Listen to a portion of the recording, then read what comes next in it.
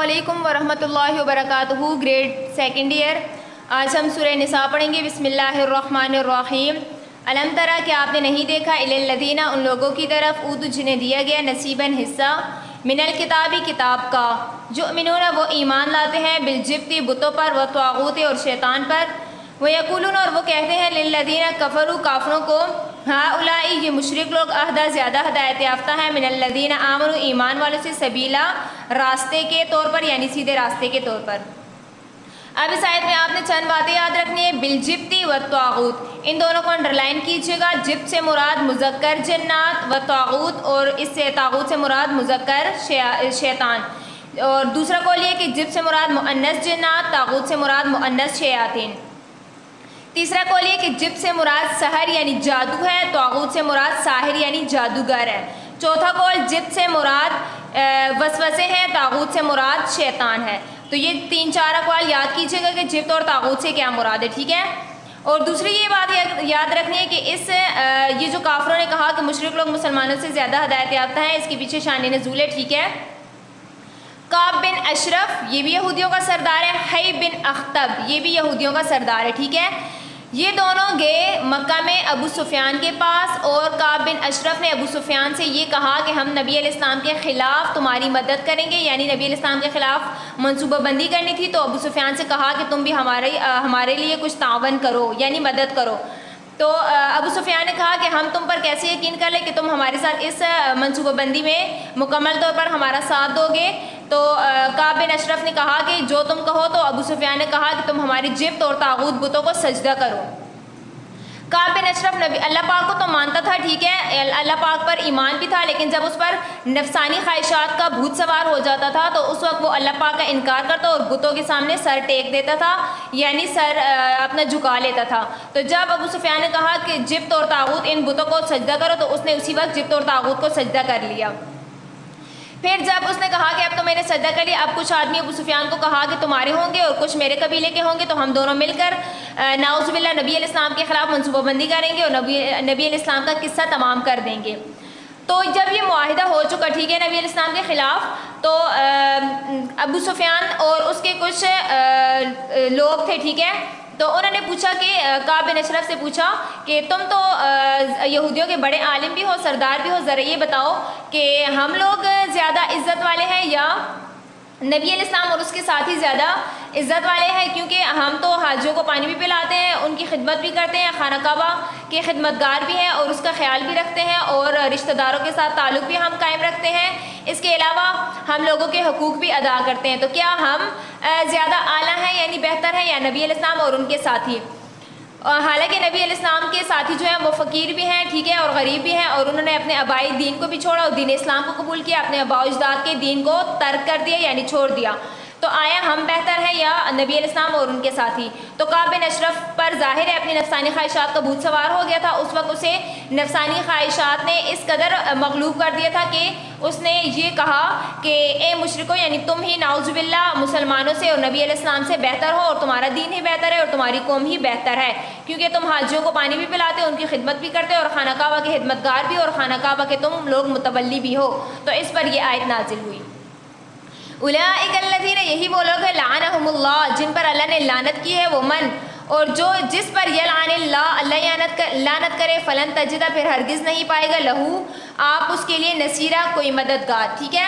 اب یہاں پر کون سے لوگوں پر لعنت کی اللہ پاک نے ظاہر ہے حی بن اخطب کعب بن اشرف اور ان کے قبیلے اور قوم اور ابو سفیان اور اس کی قوم پر لعنت کی. ظاہر ہے کیونکہ انہوں نے اللہ پاک کے دین کو غلط قرار دیا اور اپنے آباء و اجداد کے دین کو ٹھیک قرار دیا. تو نبی علیہ السلام اور ان کے ساتھیوں کے خلاف منصوبہ بندی بھی کی مدینہ پر چڑھائی کرنا بھی چاہتے تھے تو اس وجہ سے اللہ پاک نے ان پر لعنت کی. اب لعنہم اللہ کو انڈر لائن کیجیے گا کہ لعنت سے مراد کیا ہے اللہ پاک کی رحمت سے دوری. اور جو انسان اللہ پاک کی رحمت سے دور ہو جائے تو پھر اس کو کوئی بھی مددگار نہیں ہوتا. اور جس پر اللہ پاک لعنت کرتے ہیں اس پر پھر فرشتے بھی لعنت کرتے ہیں اور نبی علیہ السلام کو بھی حکم دیا کہ جس پر اللہ پاک لعنت کرے تو آپ بھی ان پر لعنت کریں. اب اس سے ایک مسئلہ یہ ثابت ہوتا ہے کہ آیا لعنت کرنا جائز ہے یا نہیں. تو پہلا جواب تو اس کا یہ ہے کہ اجتماعی طور پر یعنی کسی پر لعنت بھیجنا چاہیں جیسے منافقین ہو گئے جھوٹے ہو گئے تو ان پر لعنت بھیجنا جائز ہے جیسے لعنت اللہ علی الکاذبین جھوٹوں پر لعنت ہو. اور اس طرح منافقوں پر لعنت ہو تو اس طرح لعنت بھیجنا جائز ہے. لیکن اگر کسی انسان کو مخصوص کر کے کہا جائے کہ تم پر لعنت ہو اور پھر پتہ بھی نہ ہو کہ وہ کفر کی حالت میں ہی مرے گا تو اس طرح لعنت بھیجنا جائز نہیں ہے. ٹھیک ہے, یہ اس میں گناہ ہے. اور تیسری بات یہ کہ اگر کسی کے بارے میں یہ یقینی گمان غالب ہو کہ وہ اس کی موت ہی یعنی اس کی وفات کفر پر ہوئی ہے تو اس پر بھی لعنت بھیجنا جائز ہے, کیونکہ ظاہر ہے وہ اللہ پاک کی رحمت سے دور ہے. ایسے مطلقاً عام طور پر کسی کے لیے بھی لعنت بھیجنا جائز نہیں ہے. اور ایک بات اور کہ جس پر اللہ پاک نے قرآن پاک میں یہ فرما دی کہ میں نے لعنت کی ہے تو اس پر فرشتے اور عام انسان بھی لعنت بھیج سکتے ہیں. ام کیا لہم ہے ان کے لیے نصیب حصہ من الملک کی بادشاہت میں سے یا سلطنت کا. فَإِذَا اگر ایسا ہوتا لا یؤتون تو وہ نہ دیتے الناس لوگوں کو نکیرا تل برابر بھی. اب تل آپ ظاہر جانتے ہوں گے وہ جو چہرے پر تل ہوتے ہیں وہ مراد ہیں, جو کھانے کے تل ہوتے ہیں وہ مراد ہیں. تو یہاں پر یہودیوں کو یہ کہا گیا کہ آپ جو نبی علیہ السلام سے حسد کرتے ہو, ان کی نبوت کا انکار کرتے ہو, انہیں بار بار جھٹلاتے ہو, ان کی معجزات کو جھٹلاتے ہو, تو کیا تم صرف اس وجہ سے حسد کرتے ہو کہ سلطنت تمہیں ملنی چاہیے تھی وہ نبی علیہ السلام کو مل گئی؟ تو یہ بات یاد رکھو کہ سلطنت اس وجہ سے تمہیں نہیں ملی. اگر تمہیں سلطنت مل جاتی تو تم لوگوں کو تل برابر بھی کوئی چیز نہ دیتے. تو اللہ پاک کو یہ سب کچھ معلوم تھا, اس وجہ سے یہودیوں کی یعنی بنی اسرائیل میں سے نبی علیہ السلام کو مبعوث نہیں کیا گیا, بلکہ حضرت ابراہیم علیہ السلام کے بیٹے حضرت اسماعیل علیہ السلام کی نسل سے نبی علیہ السلام کو مبعوث کیا گیا. ام یحسدون الناس کیا وہ حسد کرتے ہیں لوگوں سے علی اس بات پر ما اراہم اللہ کہ اللہ پاک نے انہیں دیا ہے من فضل ہی اپنے فضل سے جو چیز, یعنی کیا یہودی اس بات پر حسد کرتے ہیں کہ اللہ پاک نے اپنے نبی کو اپنے فضل و رحمت سے جو چیزیں عطا کی ہیں تو اس پر وہ حسد کرتے ہیں. فقط بس تحقیق آتینا ہم نے دی آل ابراہیم ابراہیم علیہ السلام کی اولاد کو الکتاب کتاب والحکمت اور حکمت و آتیناہم اور ہم نے انہیں دی ملکن بادشاہت عظیمہ بہت بڑی. اب یہاں پر آل ابراہیم کو کتاب دی, ٹھیک ہے وہ تو پتہ ہے, شریعت دی, حکمت یعنی دانائی عقل مندی دی, فیصلہ کرنے کی طاقت دی, یہ بھی پتہ. اب یہاں پر سلطنت سے مراد کیا ہے کہ حضرت ابراہیم علیہ السلام کی اولاد سے ہی بنی اسرائیل کی طرف جتنے بھی انبیاء علیہ السلام بھیجے گئے وہ سارے کے سارے حضرت ابراہیم علیہ السلام کے بیٹے حضرت اسحاق علیہ السلام کی نسل سے تھے. اور دوسرا حضرت اسماعیل علیہ السلام کی نسل سے نبی علیہ السلام کو مبعوث کیا. تو اس طرح یعنی تمام کے تمام ان کی اولاد سے انبیاء اور رسول ہی تھے, تو اس وجہ سے کہا کہ ان کی سلطنت ہے.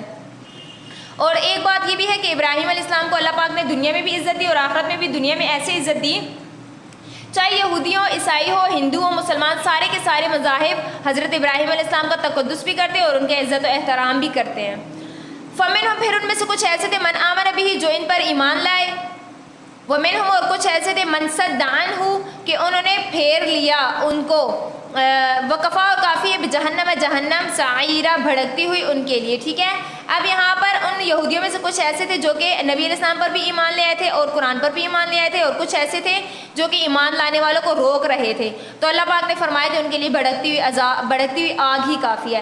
ان الذین بے شک جن لوگوں نے کفر کیا بے آیاتنا ہماری آیتوں کا, یا ان الذین بے شک جن لوگوں نے کفر انکار کیا بے آیاتنا ہماری آیات کا, سوف ان قریب نسلیہم ہم انہیں داخل کریں گے نارا آگ میں, کلما جب کبھی بھی نزجت جل جائیں گی جلودہم ان کی کھالیں, بدلناہم تو ہم انہیں بدل دیں گے جلودن غیرہا ان کھالوں کے علاوہ دوسری کھالوں سے, لیذوقوا العذاب تاکہ وہ چکھ لیں عذاب کا مزہ.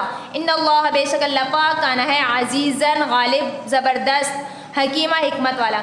اب یہاں پر کلما نزجت جلودہم بدلناہم جلودن غیرہا, اس آیت کے حصے کو انڈر لائن کریں کہ اس میں یہ بات ہے کہ آیا اب جہنمیوں کو عذاب دیا جا رہا ہے تو ان کے چمڑے بار بار, ان کی کھالیں بار بار کیوں تبدیل کی جاتی ہیں؟ تو ایک بات آپ نے اچھی طرح ذہن نشین کر لینی ہے کہ یہ جو اسکن جو ہے یا چمڑا یا کھال جو ہے یہ آگ کی تپش کو اور حرارت کو زیادہ محسوس کرتا ہے, یعنی اس اسکن یا جلد کو زیادہ تکلیف ہوتی ہے. تو جب جلد جل جاتی ہے تو جسم کو اتنی تکلیف محسوس نہیں ہوتی, تو اس وجہ سے اللہ پاک فرما رہے ہیں جب ایک کھال ان کی جل جاتی ہے تو میں فوراً دوسری کھال انہیں دے دیتا ہوں.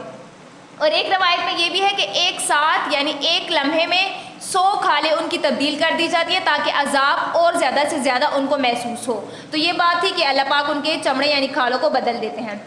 والذین آمنوا اور جو لوگ ایمان لائے وعملوا الصالحات اور نیک اعمال کیے, سندخلہم ہم انہیں قریب داخل کریں گے جنات باغات میں تجری چلتی ہیں من تحتہا اس کے نیچے سے یعنی باغات کے نیچے سے الانہار نہریں, خالدین ہمیشہ رہیں گے فیہا اس میں یعنی جنتوں میں, ابدا ہمیشہ ہمیشہ.